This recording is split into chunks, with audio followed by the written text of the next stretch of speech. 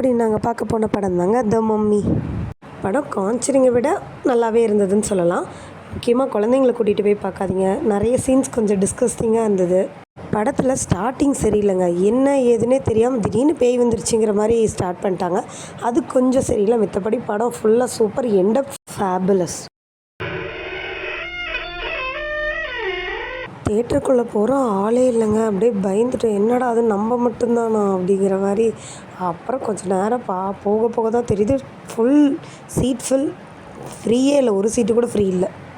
நான் இது எடுத்து ரொம்ப நாள் ஆச்சு, சாரி ஃபார் டிலே. நான் இது போடுறதுக்குள்ளே இந்த படத்தை எடுத்திருப்பாங்க. சீட் எட்ஜு தாங்க.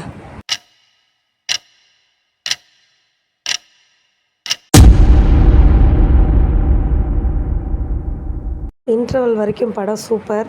அதுக்கப்புறமும் படம் சூப்பர். அப்புறம் நம்மளுக்கு பிடிச்ச ஐட்டம்ஸ்லாம் வாங்கி நல்லா சாப்பிட்டுட்டு நான் புக் மை ஷோ மூலிமா தாங்க புக் பண்ணி வந்தேன்.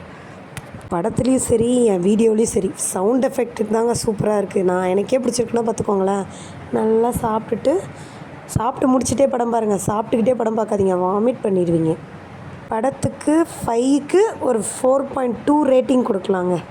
உங்களுக்கும் டைம் கிடைச்சா நீங்களும் போய் பாருங்கள். தேங்க்ஸ் ஃபார் வாட்சிங். see you on next video. Bye.